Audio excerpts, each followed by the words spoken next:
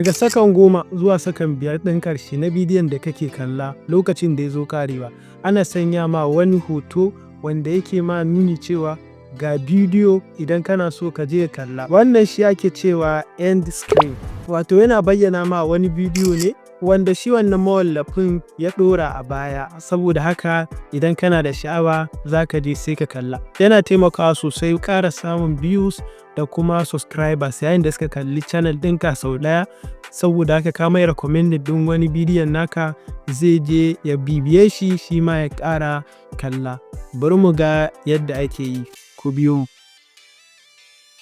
Yanzu ga mu mun shigo YouTube domin ganin ire-iren wannan end screen ɗin. Zan je in nemo mana wani bidiyo daga cikin videos ɗina ko kuma na mutane domin mu playing mu je can ƙarshe sai mu gwada sai mu gani. Yanzu bari in shiga kan asalin channel ɗina. Yawa daga cikin videos ɗina ga wanda na zaɓa na za mu duba a ciki za mu ga wannan shi end screen ɗin. Saboda haka bari in tattare shi mu je can ƙarshe.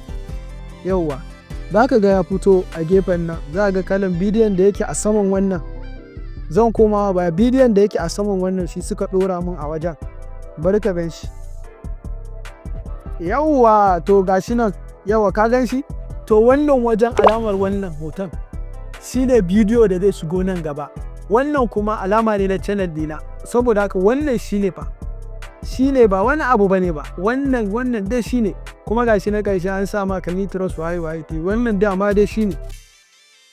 Yawwa wannan kenan. Abin da yake faruwa za mu je za mu ƙara nemo wani sai mu ƙara dubawa da shi wanda za mu nemo ɗin. Manyan kamfanonuwa suna amfani fa da wannan feature ɗin domin ƙara samo wa kansu views a wannan manhajar. Da ni kun ga wannan shoot out ne da aka yi na tsakanin Arsenal da Crystal Palace. Wannan penalty ɗin sai suka ɗauka sai suka ɗora a wajen. Yanzu bari ku ga bayan bidiyon ya zo ƙarshe za ku ga wannan end screen ɗin da nake magana a kai kun gan shi ya fito kamar irin wancan na wani farkon da na nuna. To wannan manyan creators suna amfani da shi domin ƙara da kuma ƙara samun views a videos ɗin ka bacin mutum ya gama kallon naka sai ƙara kallon wani. Su kuma su za su mai recommending ko ka mai recommending ko kuma za ka iya zaɓen su YouTube ɗin su yi mutum recommending wanda suke so. Wannan ma fa masani ne sosai domin shi harkarsa kenan ma koya wa mutane yadda za su dinga tafiyar da YouTube. Kun ga shi ma ya ɗora. To wannan end screen ɗin yana da muhimmanci sosai a matsayinka na creator.